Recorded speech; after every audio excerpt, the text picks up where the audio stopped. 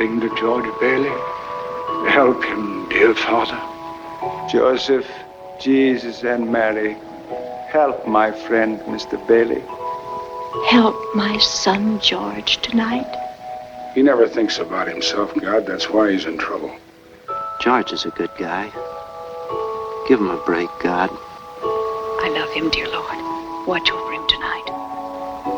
Please, God, something's the matter with Daddy. Please bring Daddy back. Watch over him tonight.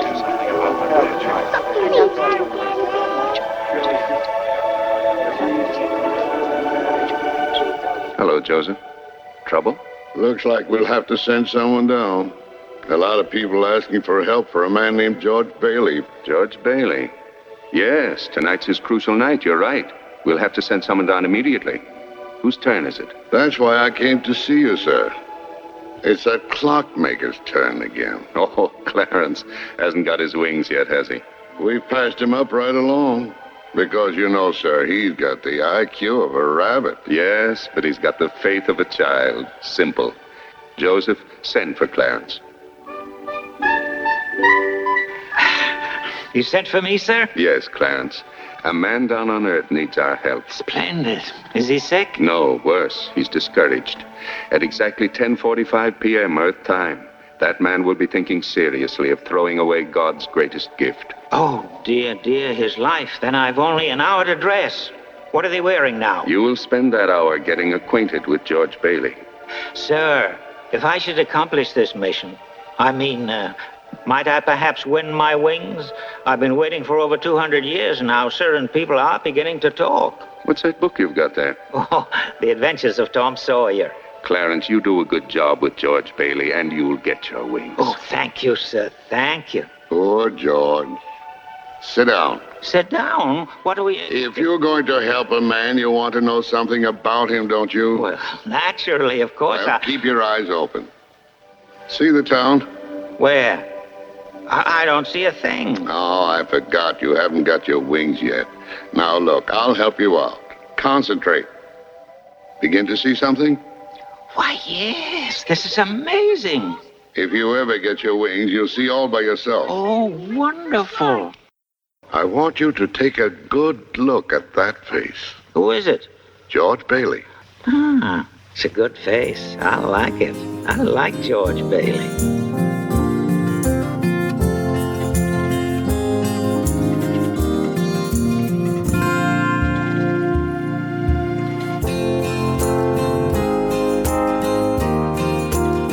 And welcome to episode 65 of Life and Life Only, and this is the last episode of the year called Is It a Wonderful Life? Now you may have guessed without reading the description, since it's Christmas, that this has something to do with the film It's a Wonderful Life, and you'd be correct. We did actually review the film almost exactly 5 years ago. It was episode 2 of Film Gold, which I did with Scott Phipps, who, as you know, I've collaborated many times with. That was more of a straight review, while this will be looking a bit deeper at some of the themes in the film and also questioning some of the film's messages. There'll also be a couple of plot holes examined and other things that stretch credulity, even in a Hollywood film that overtly has a fantasy premise. It'll all make sense, don't worry. First of all, we're going to be going through the film, but with this wider lens, slightly different lens, focusing more on just a few key scenes than the plot in general. And then later on, we're going to be just talking about life itself, which is what this podcast, Life and Life Only, should be doing, and asking a few pertinent questions, which is always a good thing as a year comes to an end. Okay, calendars are man-made, but there is something to be said about the end of one year, the beginning of another. Always a chance for renewal. Although, of course, every day is a chance for renewal. Anyway, the rest will happen as we go. I mean, I've planned here in terms of ideas and I've got some notes and prompts, but it's not scripted, so there's a space for the magic to happen. And let's hope we all learn a thing or two, including me, as I'm recording this. So I suppose you'd say this episode as a whole is a philosophical cousin to our previous review, but it's also linked to episode 61 in August, which was about reasons to stay alive. That was before my trilogy of darkness related to the Southport attacks. This will be more of a return, I suppose, to what is more traditional with this podcast. This is going to be a slight antidote, I suppose, to episode 61, but not in a negative way. This is just... Episode 61 was really about all the positive things in life. This one will be more balancing positive and negative. But as I will argue, that is really what a wonderful life may entail, the ups and downs, rather than just all ups. My sources and inspirations for this particular episode, the original inspiration came from a video about the ending of It's a Wonderful Life, and it came from the YouTube channel That Film Theory. I'll put that in the show notes. There was also a long online article on the Edinburgh University Press website, which actually has the same title as this show, but let me make it clear, I didn't pinch the title from them. I'd already decided on the title, and I just Googled that phrase just because I was curious to see if there was anything else. And that article came up. It's a very, very long article, but it yielded a few things that I'm going to put in this podcast. I also rewatched the film, knowing it very well already, and I just made notes with observations I made that didn't really require focus on the story, because I have seen this film many times. I will just give you the basic story. This is just the absolute bare bones. So George Bailey, played by James Stewart, grows up in a small town called Bedford Falls with plans to explore the world and build things, but through circumstances and his own goodness and a certain sentimentality related to his father's company called Building and Loans, he's constantly thwarted. He eventually puts down roots in his town, Bedford Falls, gets a wife, has children, has a house, but through the fault of his rather scatterbrained uncle, he faces jail and disgrace through some lost money. Then an angel comes down from heaven to save George in a rather ironic way, and again utilising George's basic decency.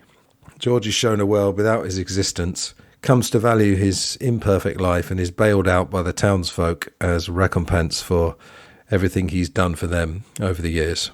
And the angel finally gets his wings after 200 years. I'm going to guess that you are aware of this film already, and if you're not, then you could watch some clips. You can get a longer synopsis from the usual places. That's what we're looking at anyway.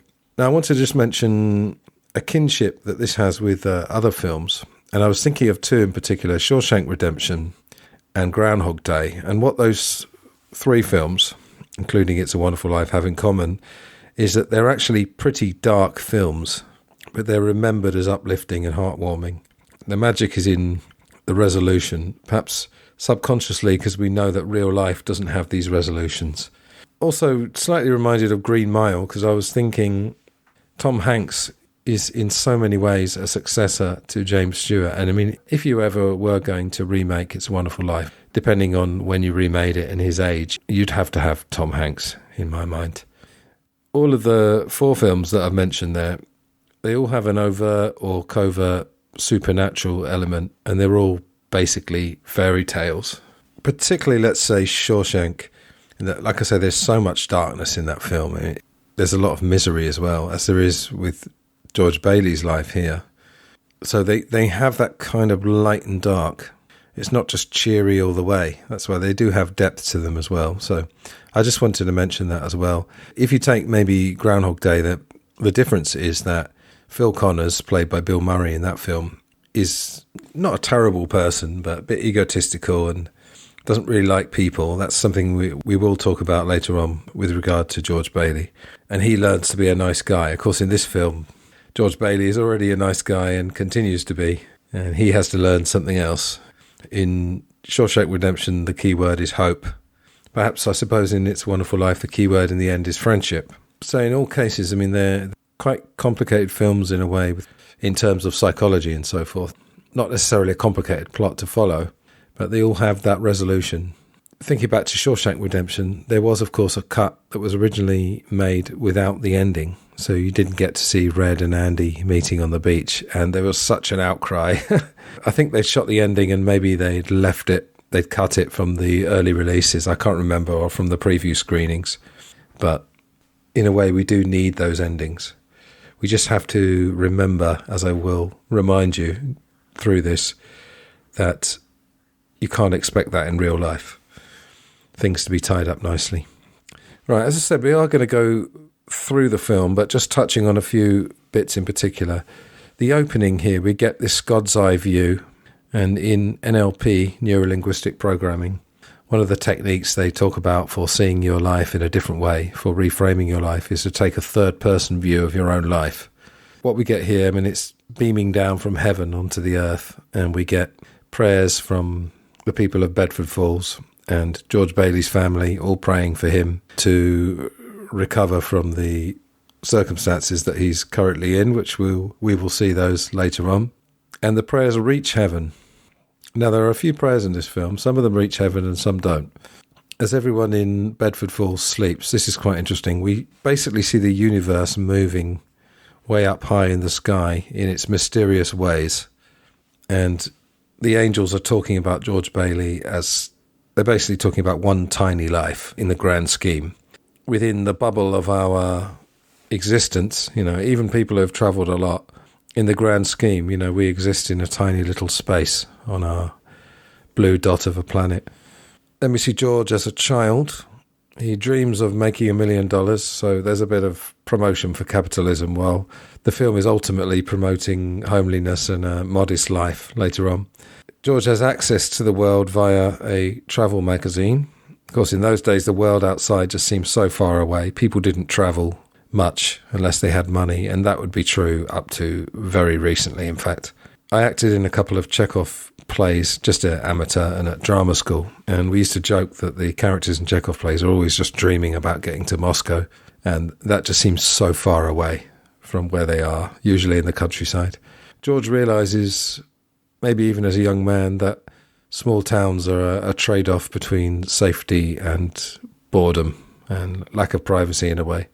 We see Potter, who's obviously the cartoon villain of the piece. He already looks very old. That's another thing. There's a couple of characters that look old at the beginning. So the timeline isn't perfect in terms of how they look, but, that's splitting hairs. Potter has no family. He's got nothing to spend all his money on. He's clearly modelled on Ebenezer Scrooge, although Ebenezer Scrooge did have a family.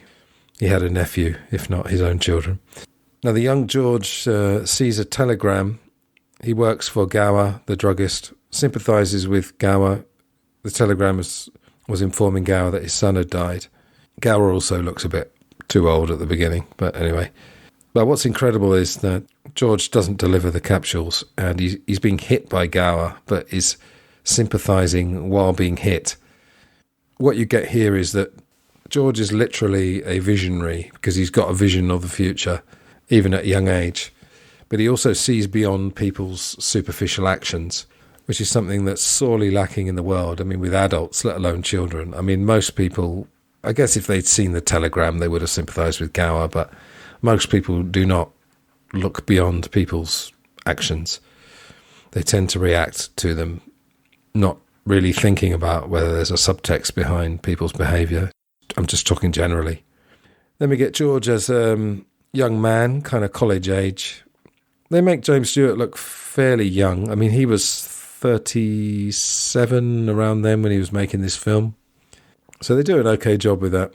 And his father actually says that George was born old, meaning born mature. And that kind of chimes with what we had seen as George as a young man, as I said, being able to see beyond. George has very itchy feet already, and he tells his father that he's already behind his peers. Most of them have gone off to college.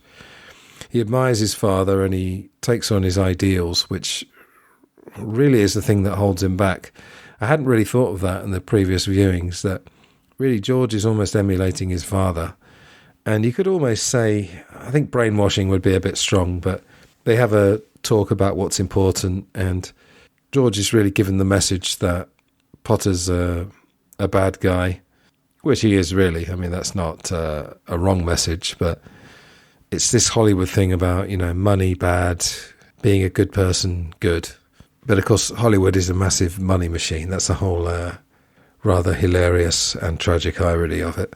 We get the introduction of Sam Wainwright. Now, he's used in this film as a yardstick for what George Bailey could be. It's never really clear, actually, George says as a young man that, you know, he wants to get $1 million, but as an adult, does he want to make a lot of money, or does he just want to have experiences, or does he just want a comfortable life? I think that's what he wants, really. I mean, kids often say, I want $1 million, but I think George just wants to better himself in various ways, including financially. We see Violet, who is basically the sexier but riskier option for George, because as a young man, we see that already Violet and Mary are vying for his attention. Mary is, I'm going to say, the safe option, and I don't mean that as negative. She's the more stable option, let's say.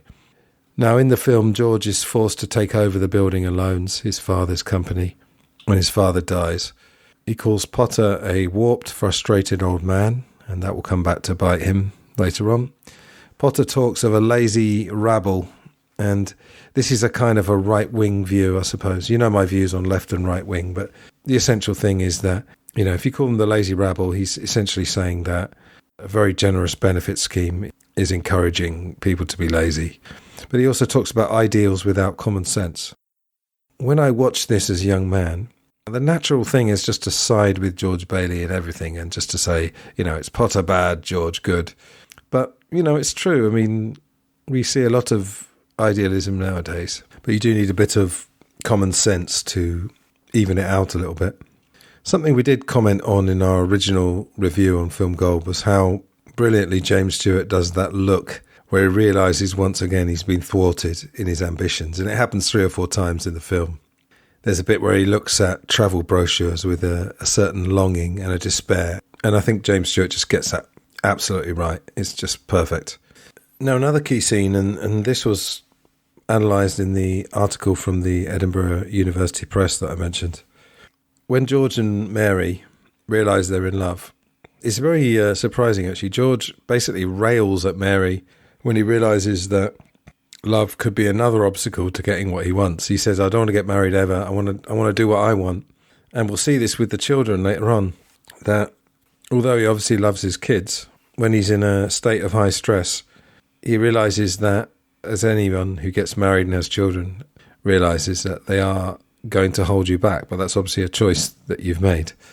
Now, at this exact moment, basically George and Mary are both listening on the phone to Sam Wainwright, who is apparently with Mary. I'm not sure. I think they're both vying for Mary's affections, and he's winning at the moment. But Sam is actually offering them a great investment, you know, the chance of a lifetime, as George and Mary are looking at each other and realising that Cupid has struck. George and Mary get married, and on the day that they're leaving for their honeymoon, and they're going to go to lots of exotic places, finally, there's a run on the bank. But interestingly, it's Mary who offers their money, which is $2,000, which, using the inflation calculator, is about $35,000 today. So, pretty good chunk of change. Now, the fact that it's Mary, I guess it's proving that they're two of a kind, that they belong together, that they're suited for each other, because she's got that goodness, that decency, and that selflessness. I do like the scene. They have a honeymoon in this rickety house that they end up living in. There's posters of exotic places on the wall, and Bert and Ernie, the cop and the cabbie, they serenade them with a nice song. So that's an example of making a lot from very little. They're supposed to be in exotic places, but they've sort of created it themselves in a rickety house with the rain coming down. Now, at some point later, Potter realises that George Bailey can't be defeated too easily. So Potter decides, he reads George Bailey very well in this film. He decides better to have him on his team. So he offers him a job, describes him as the smartest in the crowd, trapped with frittering his life away playing nursemaid to a bunch of garlic eaters. He asked George, are you afraid of success? And George wants to think about the offer. Now, the offer is $20,000 a year, which, again using the inflation calculator, $333,000 in 2025, with a couple of business trips as well, New York, Europe. The thing we want to look at here is that, and I wanted to kind of analyse this a little bit, does George actually like the small town folk, or does he secretly resent them? And of course, watching this film, there's not really supposed to be any argument about that. This film just works so perfectly as a Hollywood production because it draws you in, It's got messages that are easy to understand. It's got some complexity within that, but you don't really have to go too far down the rabbit hole of, what's George's real feelings. Now, George in the film considers this job offer, and you could see his face light up, but then almost want to say Hollywood kicks in, and of course he has to clearly refuse this job. There's no doubt after he actually thinks of it for a while, and he abuses Potter. It's interesting here, they shake hands, and then it's when George Bailey looks at his hand, which has touched the palm of the evil Potter. He looks at his hand, and it's similar to the scene in Taxi Driver where Travis meets Jodie Foster as Iris, the 12-year-old prostitute. Harvey Keitel is her pimp, and he basically gets Iris out of the taxi and gives Travis this really dirty, crumpled $20 bill and says, take that and forget about it, basically. So it's a little bit of that as well. Now, in a more morally ambiguous film, couldn't George Bailey have taken the money and the job and still done some good? Or could he have even destroyed Potter from the inside? You're obviously not going to get that in this film because that's not what it's about. In a different film, that would be an interesting thing, but this film is not really about ambiguity. Having said that, notice that George hears Potter's words about the salary in his head as he's arriving home, and it's a small town, so that could be 5 minutes later, 10 minutes later. So that was quite interesting. I'd forgotten that as well. So it's not all cut and dried in George's head, but I was really thinking, again, he's emulating his father. It's almost like Potter offering the young Peter Bailey, his father, a similar job, that could happen 20, 30 years earlier. George is giving the correct response, if you like. Now, there's a few scenes with World War II. George's younger brother, Harry, becomes a war hero. And in this video that I was talking about earlier that inspired this episode, they point out that George's deafness, which has come from rescuing his brother from the ice when they were kids. So he saved his brother's life, but the deafness excludes him from war service, which, okay, you could say saves his life because he could have died in a war. But in this video, they point out that George isn't even allowed to travel to fight in a war. He's stuck in Bedford Falls. In the narration, they talk about, he fights the Battle of Bedford Falls instead with Potter. Then in the film, we get to Christmas Eve, and this is quite amazing because I'd forgotten that there's actually, I looked at the timing, there's 53 minutes left of the film when we get to the final day of the film, which is about 40% of the film still to go. Uncle Billy loses $8,000. In today's money, that's $133,000. George finally loses his cool. He rails at Uncle Billy, not unjustifiably. He gets angry with his family, and the telling moment is he smashes up his plans and his models. He's angry with his family, but he can't get angry at Zuzu, his youngest child. And he quickly apologises, in fact, to the family. Now, again, I want to ask the question, when George rages at his family, could that be close to his true feelings? That might seem an odd thing to say, but in the article I was reading, they were talking about this. If you just go a little bit deeper, when we're stressed and we're angry and we lash out, I'm sure we've all done it, you start saying nasty things to people. But are you just making those things up? Sometimes we could be. I think sometimes we're just upset with the world and we just turn on the nearest person. But sometimes there's some truth to that. Even a great family life is stressful. Just being a human being is hard for all. Maybe there are a few people that get lucky, seem to have a charmed life, but for most people it's always going to be a struggle. So at this point, George begs Potter for help. Remember earlier that he'd called Potter a warped, frustrated old man? Potter says to him, "What are you now, a warped, frustrated young man?" We get the famous line, "You're worth more dead than alive." Potter is utterly ruthless. What had happened, just in case you don't remember, is that Uncle Billy's supposed to deposit this $8,000 or $133,000 to the bank. He has it in his newspaper, I think it is. And I can't remember exactly, but Potter ends up with the newspaper with the money. And he knows it's their money, but he's the cartoon villain. And yeah, it's completely ruthless. Puts out a warrant for George's arrest. Now, I mentioned earlier that the people were praying for George. This bit shows a nice touch. George says a prayer in the bar. If you can hear me, God, please help me. And then immediately gets punched by Zuzu's teacher's husband. So what had happened was George had been shouting at the teacher and then also her husband on the phone. So a nice bit of humour to say that not all prayers get answered, or sometimes the opposite can happen. His second prayer does get answered, though, and then we get the arrival of Clarence. We'd obviously heard from him, but then we suddenly see him, and he saves George Bailey by letting George Bailey save him. George is about to jump into freezing water, so Clarence jumps in, knowing that the very decent George will immediately try to rescue him. And George gets his wish. He's got no existence, no cares and worries. We'll talk about the pros and cons of that later on. In this part of the film where there's this alternative universe where George has never existed, we should mention the butterfly effect, which is basically the idea that lots of small things, small changes can lead to big outcomes. But this is the point where if the filmmakers done their job, as Steven Spielberg once said about the shark blowing up at the end of Jaws, Peter Benchley, who wrote the novel, said, you can't do that. Sharks don't bite down on compressed air tanks and then you can't shoot the tank and then make it explode. And Steven Spielberg says, if I've done my job for 1 hour, 59 minutes, they'll believe it in the last minute of that 2 hours. That's not the exact quote, but that's more or less what he said. We get the idea that had George not saved his brother in the ice, then the people whose lives were saved by Harry, his brother, in World War II, they would have all died. It's not quite as simple as that. Now, Bedford Falls has become Pottersville, and it's become this, I don't know how I'd describe it really. It looks like Prohibition-era America, or what you imagine that might have been like. But it also does look quite good fun. But again, in this film, this rather simplistic idea of good and bad, suddenly, it's all bad, it's lawless.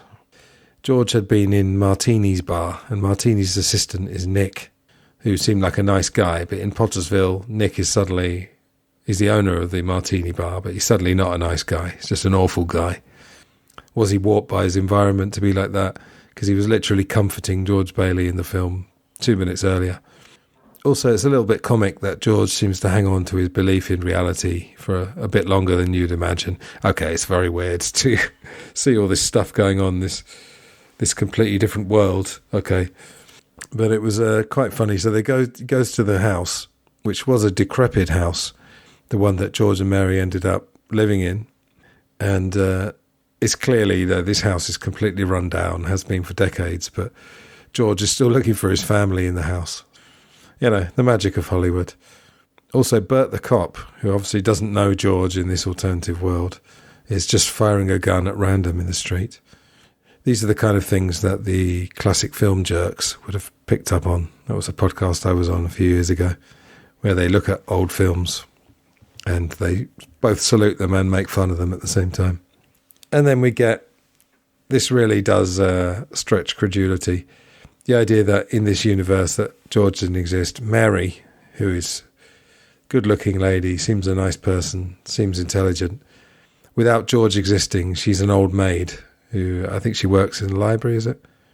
Obviously, she looks very plain, a classic spinster. But why? Couldn't she find another guy? But then we get two brilliant bits of wild-eyed acting from James Stewart. First, we get the eyes of desperation with Mary. So he's obviously trying to make Mary recognise him, trying to understand why she doesn't recognise him, and she's very scared.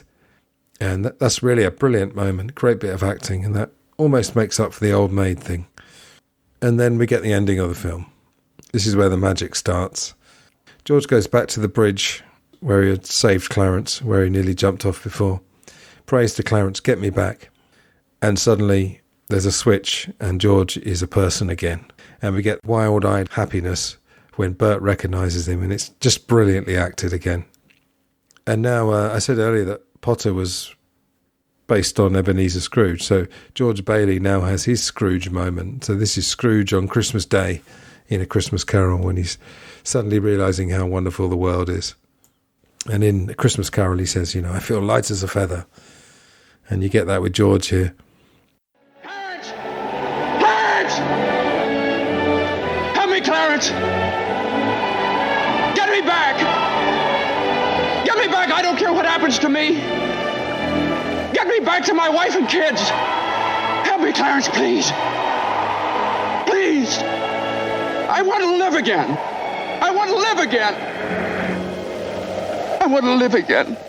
Please, God, let me live again.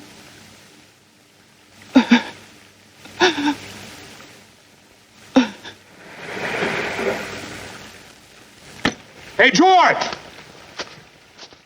George! You all right? Hey, what's the matter? Now get out of here, Bert, or I'll hit you again. Get out of here. What the Sam Hill you yelling for, George? George. Bert, do you know me? Know you? You kidding? I've been looking all over town trying to find you. I saw your car piled into that tree down there, and I thought maybe you... Hey, your mouth's bleeding. Are you sure you're all right? What you... My mouth's bleeding, Bert! My mouth's bleeding! Zuzu's pedals. Zuzu... There they are! Bert! What do you know about that? Merry Christmas! Well, Merry Christmas!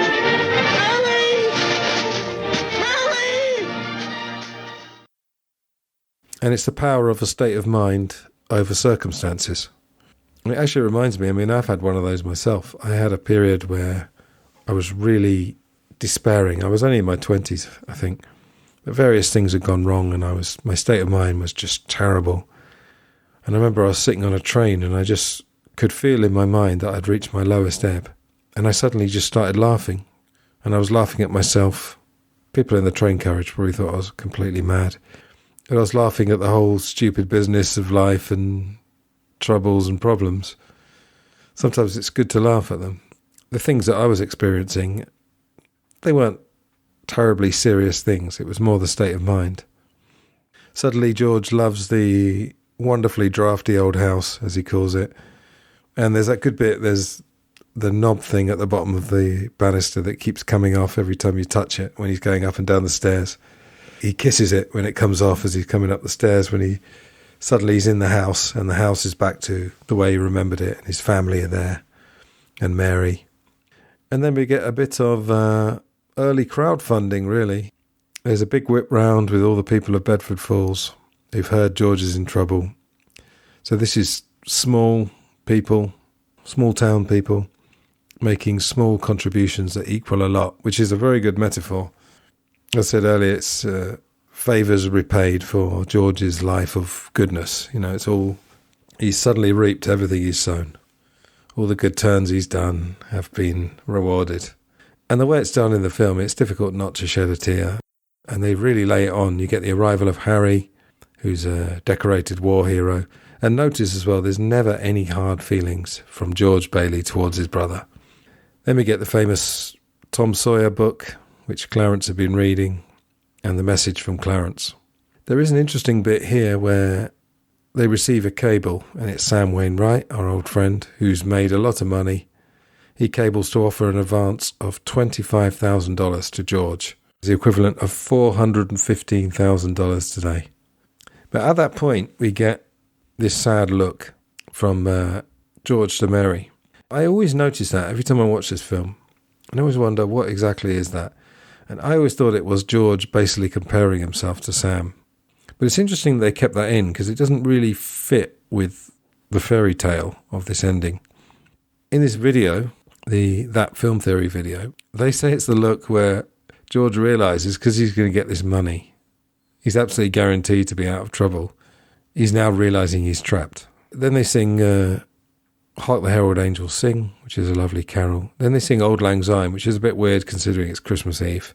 But anyway, we'll let that go. And then we get a bit of magic. Obviously, we've got the supernatural element anyway.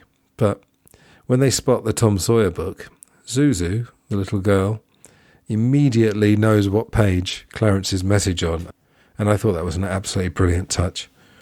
Now, on the subject of magic, it doesn't have to be magic where things disappear and you can imagine the world without you. You can create magic in your own life. And sometimes it comes through, I often find, pleasant coincidences.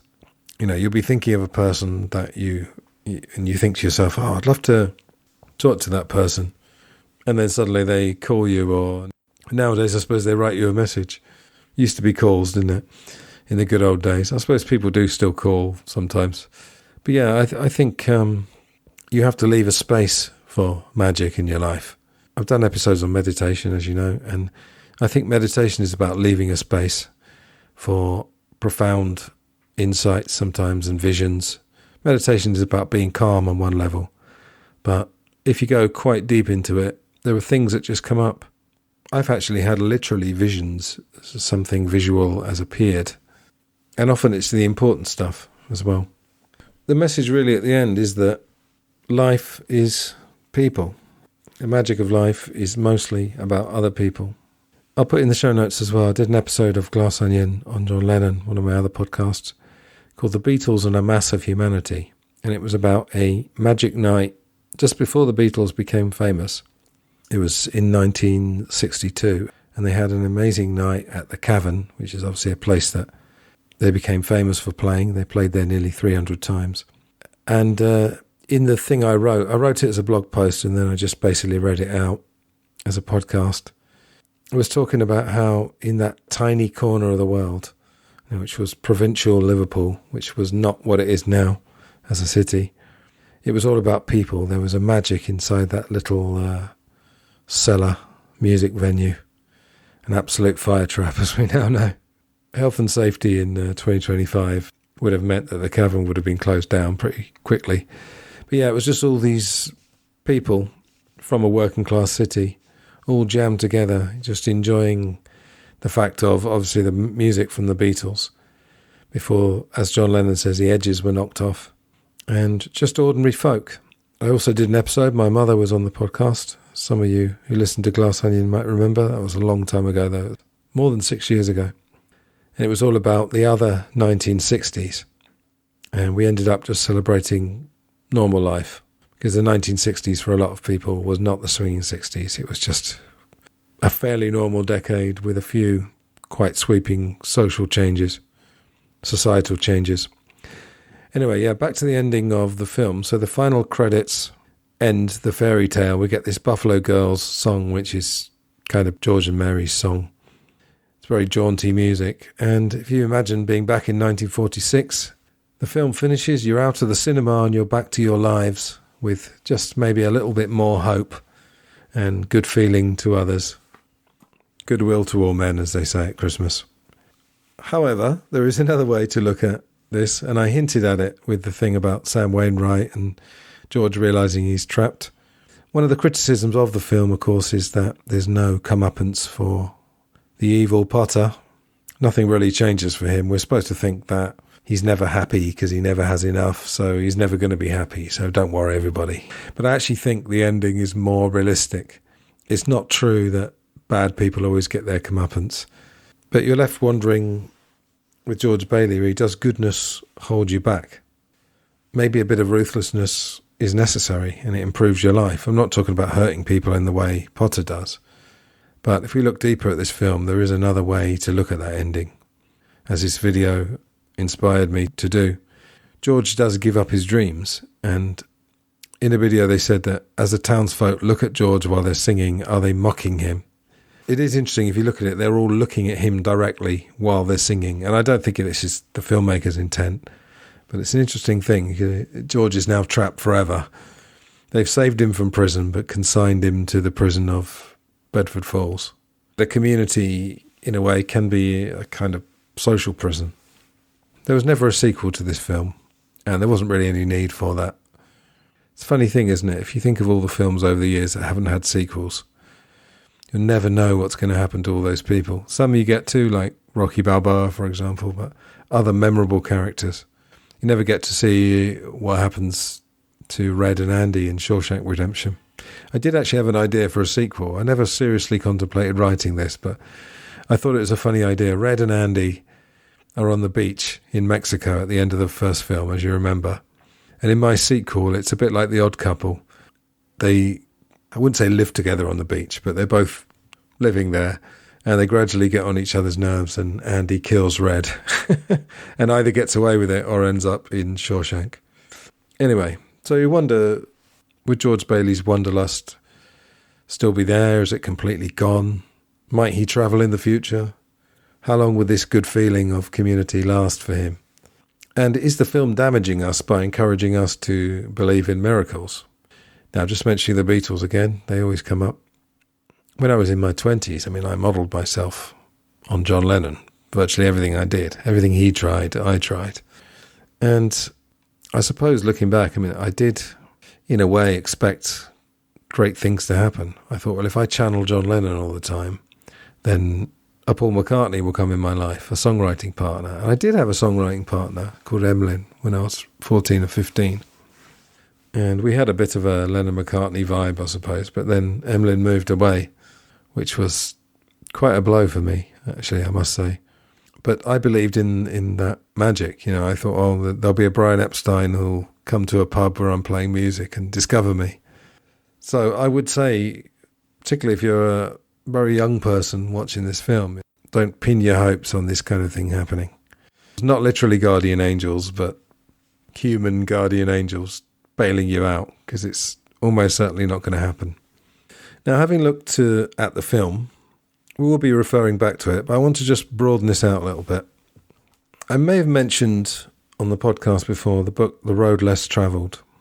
I was thinking about doing a episode or two about it, but I've covered books of that broad genre anyway. The writer anyway is M. Scott Peck, and I just found online some great quotes from him basically about life, because that's what we're talking about here. So here's a few of those. Life is difficult. This is a great truth, one of the greatest truths. It's a great truth because once we truly see this, we transcend it. Once we truly know that life is difficult, once we truly understand and accept it, then life is no longer difficult, because once it's accepted, the fact that it's difficult no longer matters. I think he's generalizing a little bit, maybe for effect.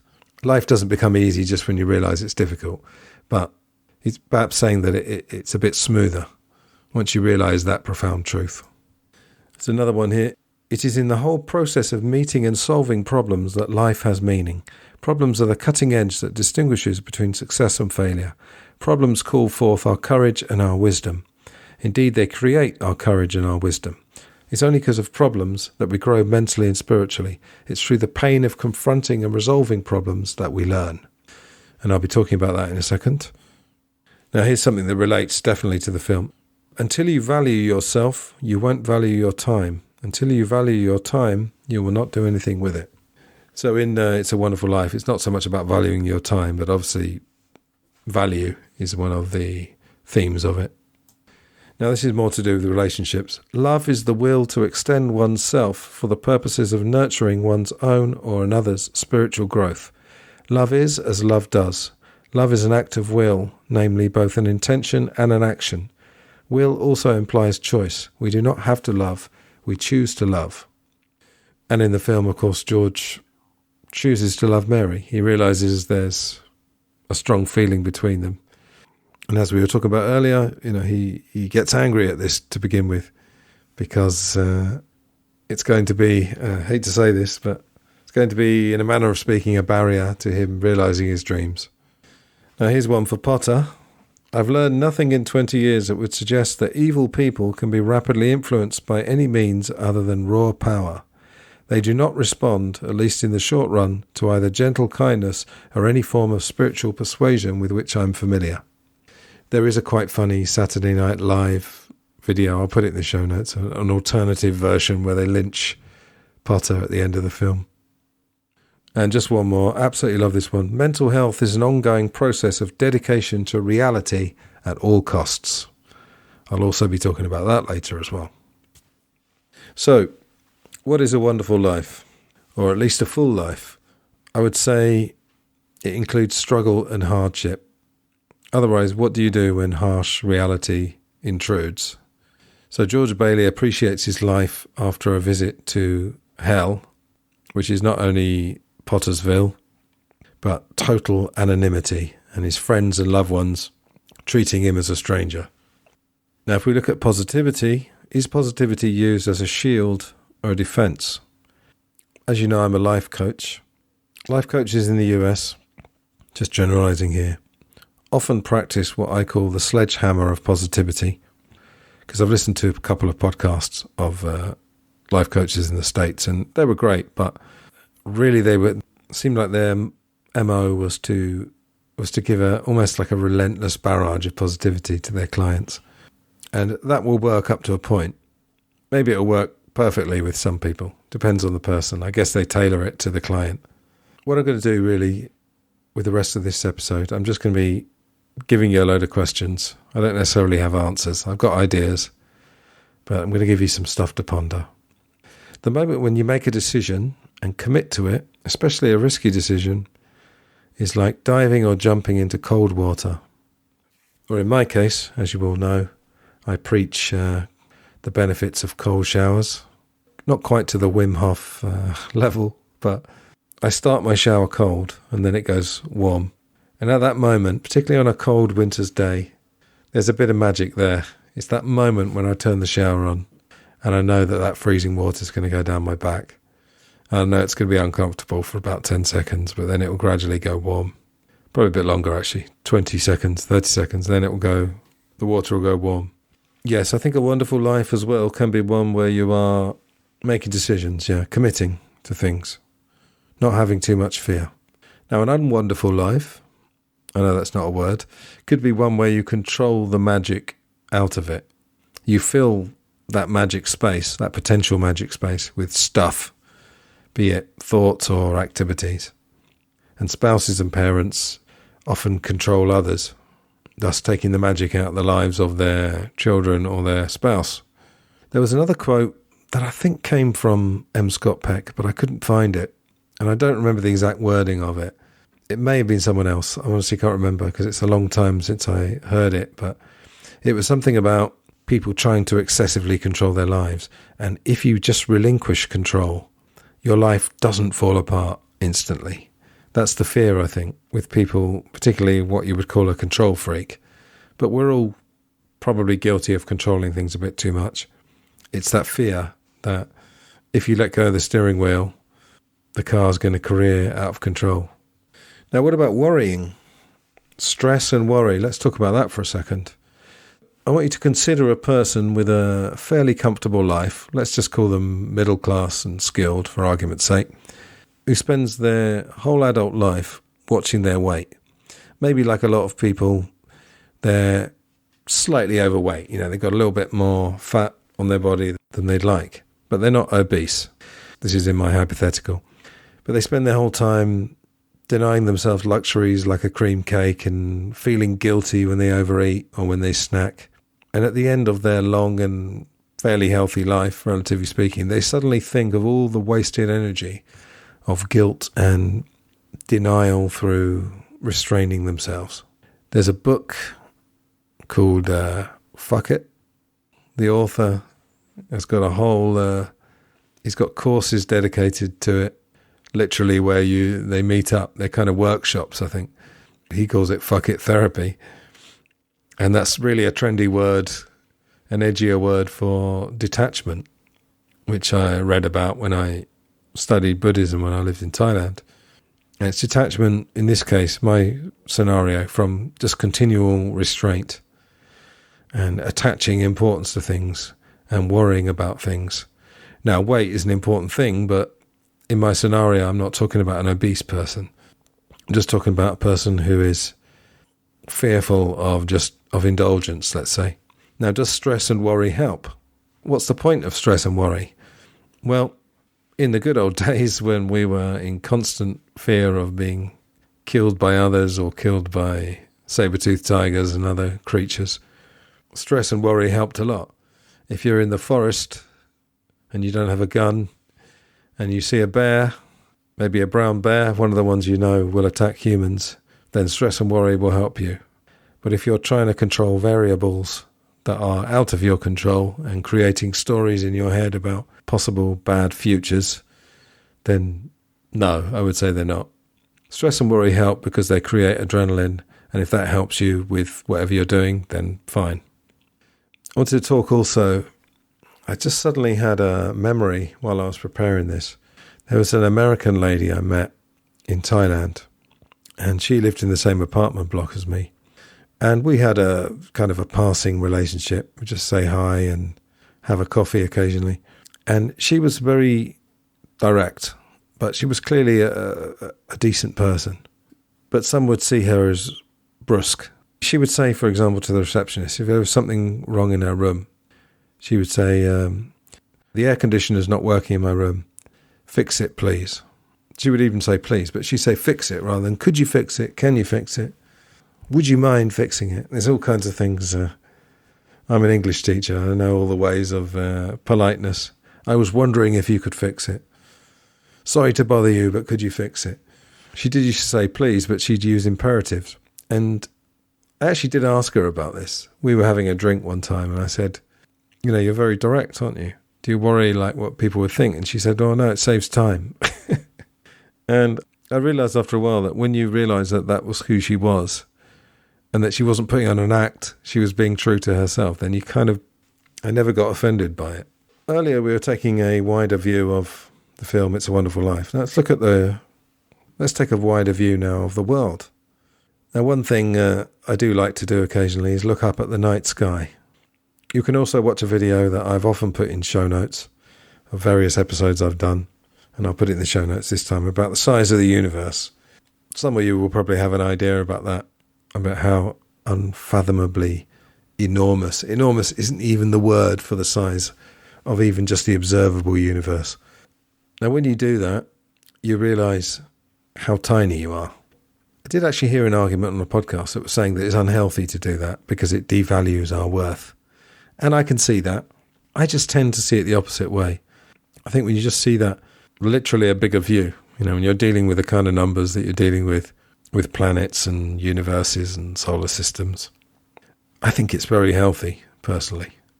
Perhaps it just depends on the person. If you do that and you find that it depresses you, then fine, don't do it. I've also had the experience of doing the complete opposite. When I went on the meditation retreat, I went on 2 10-day meditation retreats in Thailand. We had a lot of time. We were denied all our usual luxuries, some might say defences. And I took to observing ants and other insects. We used to do little chores. It was a meditation centre and you do a little bit of sweeping and so forth. And I took to just watching these ants because I'd spent a lot of time in Asia already and there's obviously a lot of insects there. And I just took to watching them and it was just fascinating. I have another great memory. I was in a room in a guest house and I'd been eating a cake and I dropped some crumbs. I left the room to do whatever, came back, and there was literally an army of ants carrying these crumbs, and they were sort of lined up 2 by 2 in a line. And I just remember thinking, we never take the time to look at these kind of things, but there are miracles. That's an example of magic for me. It's reality. It's not magic in the sense that it's supernatural, but it's just incredible the way the world actually works. It was all working before humans got here. Now, do we need to know and care about the wider world in terms of politics and society? As you're listening to this now, if you're listening to it around the time it comes out, do you care about the people in Gaza? And obviously the Israelis as well, that were killed on October 7th. But at the moment, this year, it's been all about Israel bombing Gaza. So do you care about those people? Are you thinking of doing something about it? Now, don't get me wrong when I'm asking these questions. I'm just asking these questions. Perhaps the main thing we can do to honour those people beyond steps like charitable donations is just to value our lives. Because if and when certain of those people get their freedom, they will value it. I do love the phrase first world problems. I have that as a kind of mantra in my head every time I have a problem. I think, is this serious or this is a first world problem? Once again, there are of course people in the first world who have serious problems, but it's just a general phrase because it symbolises a problem that's really not actually a problem. It's a problem relatively speaking, but not in the bigger picture. There's also that expression, if you do live in the developed world and you had loving parents and you've got a stable job and you've got skills, you've already won the lottery. You've won the proverbial lottery. I think it is generally very important to stay in touch and have perspective. I mean, I heard somebody complaining. I was in a town quite near where I live that's a bit more of a, it's not upper class as such, but sort of upper middle class town. And I heard someone complaining that they'd just been on holiday to Egypt. They were just talking to someone and I was overhearing their conversation.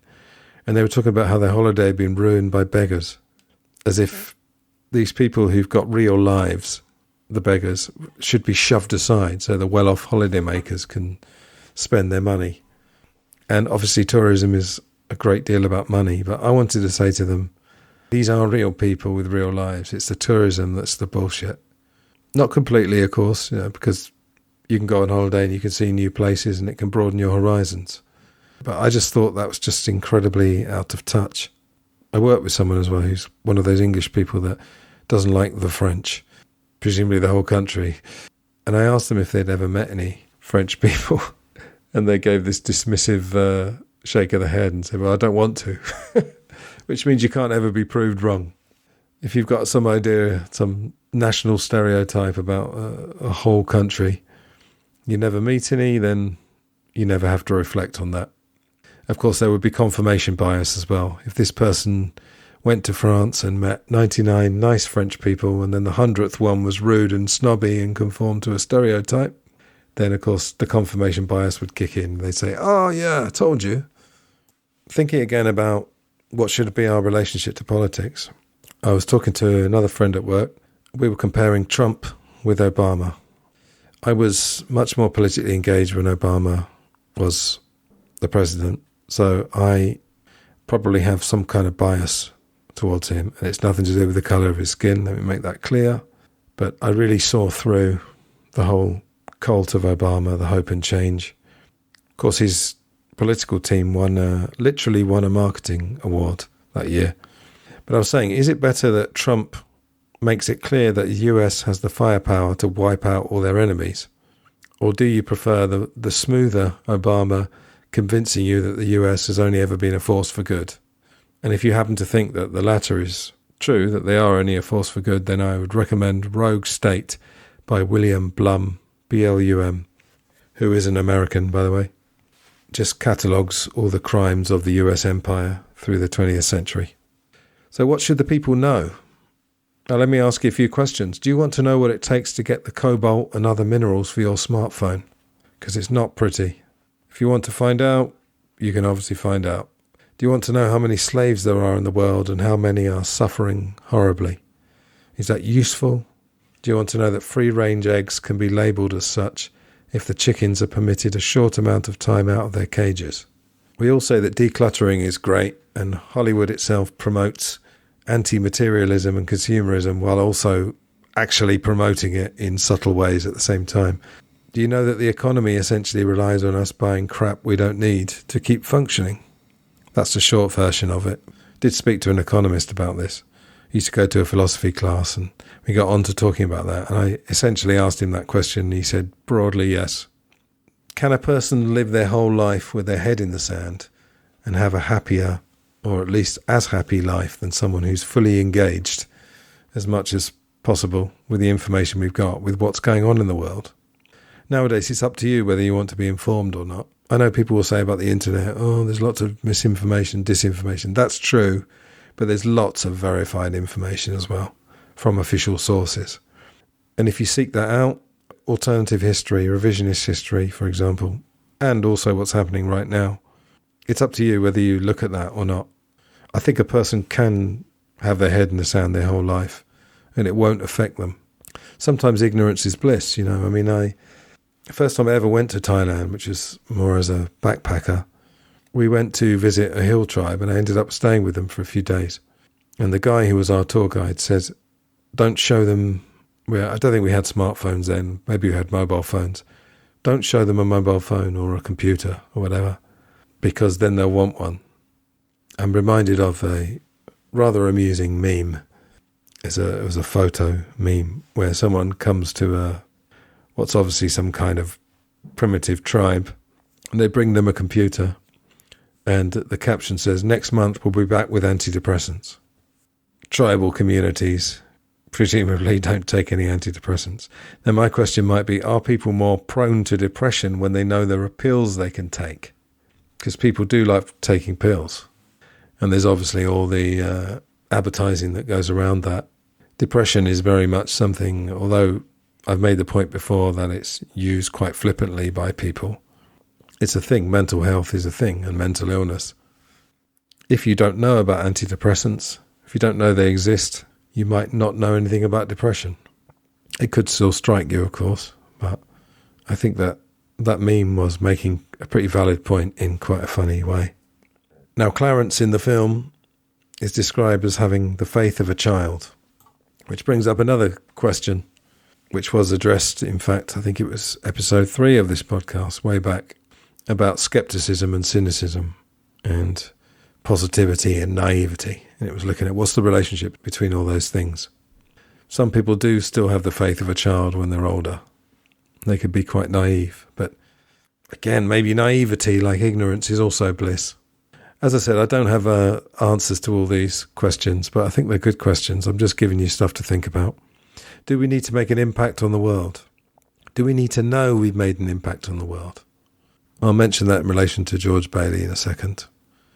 What's the relationships between a good life and happiness? If a person spends their whole life toiling to find a cure for cancer, they might not be happy, or they might not be having a life of great pleasure, but they may make inroads on something that will improve other people's lives. Some people are happy to suffer for the greater good. There's all kinds of personalities out there. You've got narcissists, psychopaths, sociopaths who won't do anything for other people. It's all for themselves. We're not going to promote their lives, and if we make a Hollywood film about a psychopath, they need to get their comeuppance. But in reality, they have a great advantage. If you don't have empathy, you actually have a big advantage in life. You're often very successful. Perhaps, going back to my American friend, we need to be realistic and true to ourselves. That was one of the Scott Peck quotes, wasn't it? It takes a great deal of energy, I think, to be inauthentic, and it does show on a person's face. I could sometimes see it. People who are just forced to smile. Maybe it's their job, whatever it is. They're having to act all the time. I'm pretty lucky because in my teaching and life coaching, even in the other job I do out there in the world, I get to be fairly authentic. I don't have to act too much. Yes, in the days when I used to teach in classrooms, if I was tired, I'd have to put on my teacher's face. But I was still, because I used to really buzz off the students, really, having a group of students that I was teaching. Sometimes that was enough, and then it would become, I sort of faked it until I made it, I suppose. But yeah, I'm lucky I get to be pretty authentic most of the time, I think. In conclusion, as I said earlier, George Bailey has his Scrooge moment when he realises how good life is, realises the good things in his life. And it's that state of mind. Yes, circumstances are important. I don't think living on the breadline continuously is glamorous in any way. However, they have done studies of happiness, and it does seem that a life where you've got enough to eat and you've got a few luxuries, that level of living seems to be quite a good one, because the more possessions you've got, the more you've got to defend. George Bailey is, quote, the richest man in town. That's the toast that his brother Harry proposes at the end of the film, because he knows his worth. So, listeners, people, know your worth, try and recognise it, and then also tell others their worth. I said right at the beginning, Christmas, New Year, those kind of times, they're a good time to do this. And It's a Wonderful Life has overall a great message. But one more time, just recognise it's a fairy tale. Take from it what's useful for your life. But please don't expect your life to turn out with that lovely ending where all the bows are tied. Just before I go, if you'd like to help out the show, there are links in the show notes, PayPal and Buy Me a Coffee. Really, it's across my 3 podcasts, the others being Glass Onion, On John Lennon and Film Gold. I am still a life coach. If you would like life coaching or you know anybody else, please write to the email in the show notes, lifeandlifeonlypod@gmail.com. I'm pretty sure this is going out late December. I am recording it a little bit earlier. So enjoy New Year if you're listening at the time when this comes out. If we're already in 2026 when you listen, I hope the year's going well. You might be listening 50 years in the future. I hope 2075 has been a great year and that 2076 brings you happiness and success. Anyway, best wishes from me wherever you are and whenever you're listening to this. I hope you got something out of this episode. I hope it's made you ponder a few things and also given you a different way to look at this film. I still think it's a great film. I have a flick chart with about 1,600 films on it, and It's a Wonderful Life is very high up. Still enjoy watching the film. And with that said, until the next time, all the best and goodbye.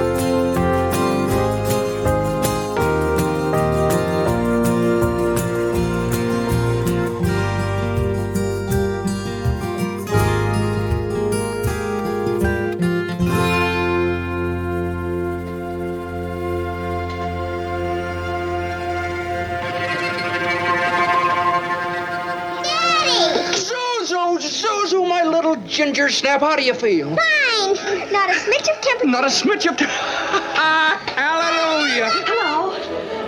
George! George, darling, where are you? George, darling, where are you? Oh, George, George. George. Let me touch you. Are you real? George. Well, you have no idea what's happened to me. You've no idea what happened. Well, come on, George. Come on downstairs. Quick, they're on their way. All right. Come on. Come on in here now. Now you stand right over here by the tree. Right there. And don't move. Don't move. What's happening? Oh, I hear them coming now. George, it's a miracle. It's a miracle. Who's happening? Who's gonna come, Daddy? Daddy? Come in, Uncle Billy. Everybody in here. George. Get her.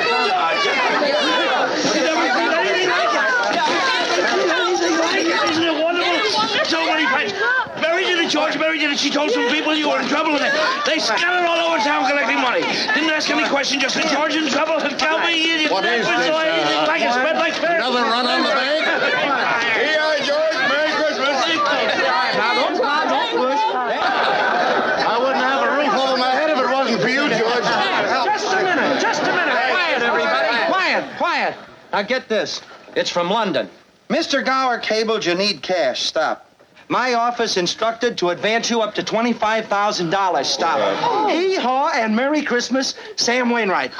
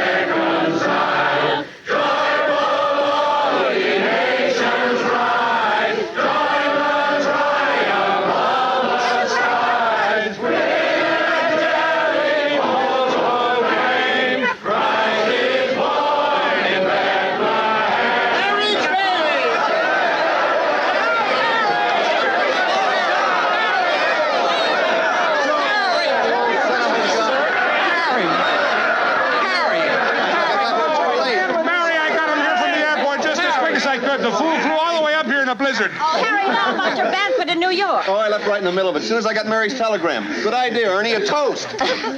To my big brother, George, the richest man in town.